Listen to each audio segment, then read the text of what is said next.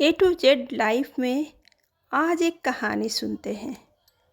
एक राजा बड़ा धर्मात्मा, न्यायकारी और परमेश्वर का भक्त था। उसने ठाकुर जी का मंदिर बनवाया और एक ब्राह्मण को उसकी पुजारी नियुक्त किया। वह ब्राह्मण बड़ा सदाचारी, धर्मात्मा और संतोषी था। वह राजा से कभी कोई याचना नहीं करता था। राजा भी उसके स्वभाव पर बहुत प्रसन्न था। उसे राजा के मंदिर में पूजा करते हुए 20 वर्ष गुजर गए। उसने कभी भी राजा से किसी प्रकार का कोई प्रश्न नहीं किया। राजा के यहाँ एक लड़का पैदा हुआ।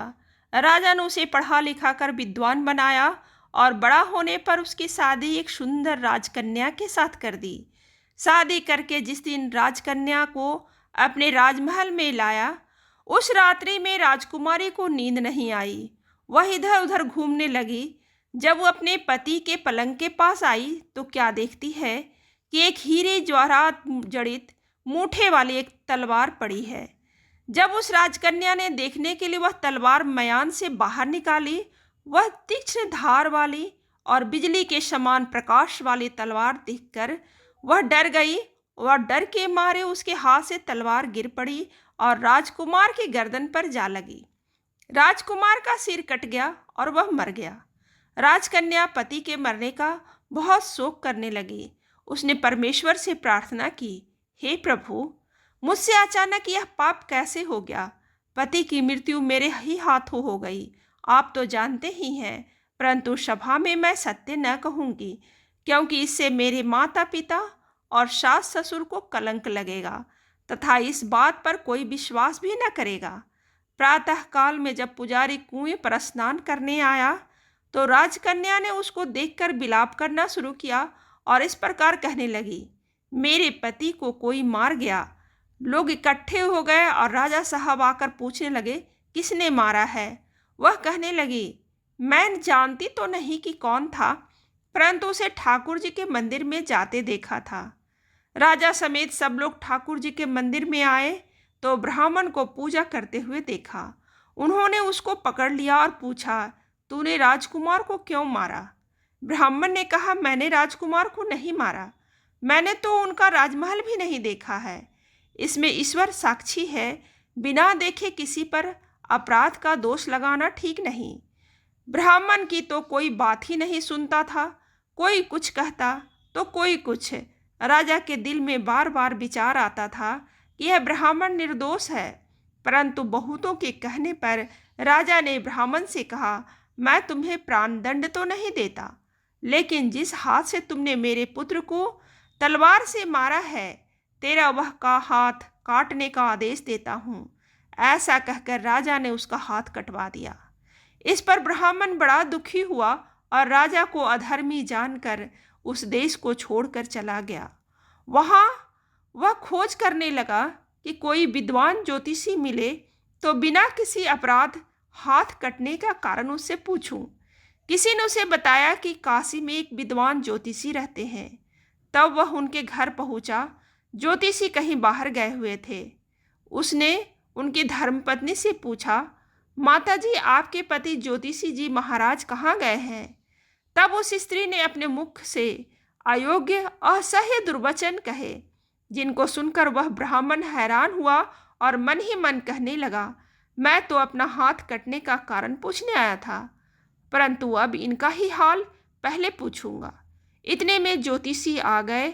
घर में प्रवेश करते ही ब्राह्मणी ने अनेक दुर्वचन कहकर उनका तिरस्कार किया, परंतु ज्योतिषी जी चुप रहे और अपनी स्त्री को कुछ भी नहीं कहा।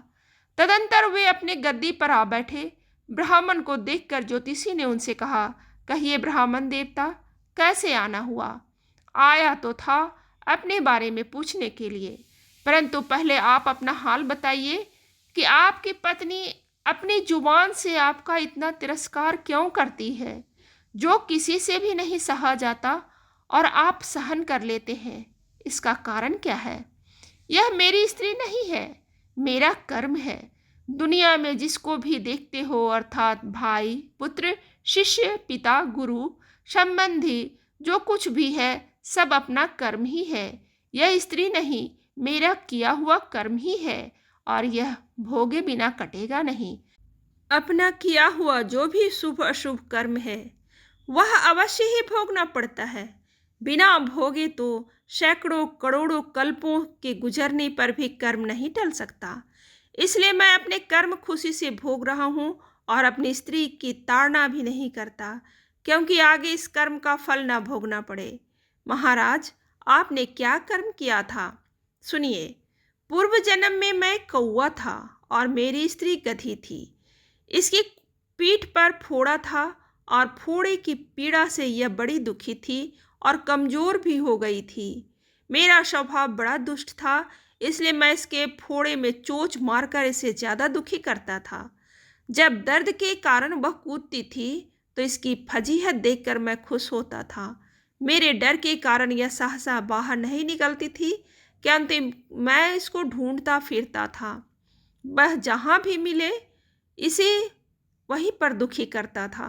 आखिर मेरे द्वारा बहुत सताए जाने पर त्रस्त होकर वह गांव से 10-12 मील दूर जंगल में चली गई। वहां गंगा जी के किनारे सघन वन में हरा हरा घास खाकर और मेरी चोटों से बचकर सुखपूर्वक रहने लगी। लेकिन मैं इसके बिना नहीं रह सकता था। इसको ढूंढते ढूंढते मैं उसी वन में जा पहुंचा और वहां इसे देखते ही इसकी पीठ पर जोर से चोंच मारी तो मेरी चोंच इसकी हड्डी में चुभ गई। इस पर इसने अनेक प्रयास किए, फिर भी चोंच न छूटी। मैंने भी चोंच निकालने का बड़ा प्रयत्न किया, मगर न निकली। पानी के भय से ही यह दुष्ट मुझे छोड़ेगा, ऐसा सोचकर वह गंगा जी में प्रवेश कर गई, परंतु वहां भी मैं अपनी चोंच निकाल न पाया।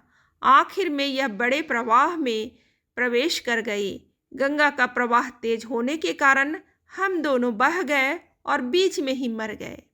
तब गंगा जी के प्रभाव से यह तो ब्राह्मणी बनी और मैं बड़ा भारी ज्योतिषी बना।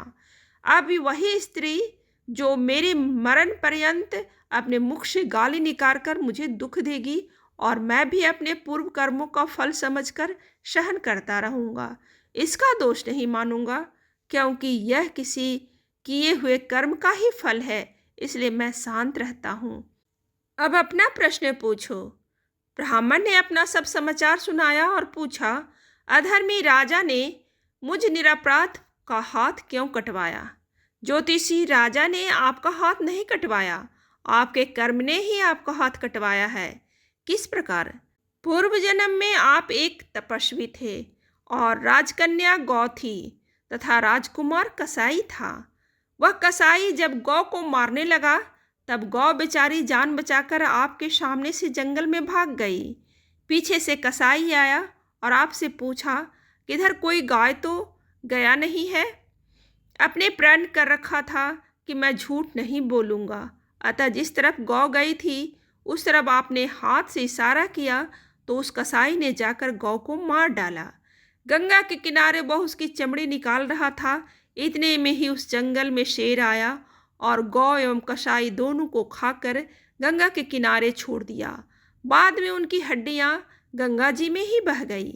गंगा जी के प्रताप से कसाई को राजकुमार और गौ को राजकन्या का जन्म मिला एवं पूर्व जन्म में किए हुए उस कर्म ने एक रात्रि के लिए उन दोनों को इकट्ठा किया।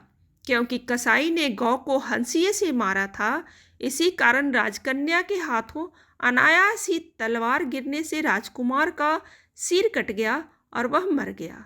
इस तरह अपना फल देकर कर्म निवृत्त हो गया। तुमने जो हाथ का इशारा रूप कर्म किया था, उस पाप कर्म ने तुम्हारा हाथ कटवा दिया। इसमें तुम्हारा ही दोष है, किसी अन्य का नहीं।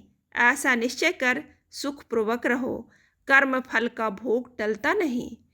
कितना सहज है ज्ञान संयुक्त जीवन। यदि हम इस कर्म सिद्धांत को मान लें और जान लें तो पूर्वकृत घोर से घोर कर्म का फल भोगते हुए भी हम दुखी नहीं होंगे, बल्कि अपने चित्त की समता बनाए रखने में सफल होंगे।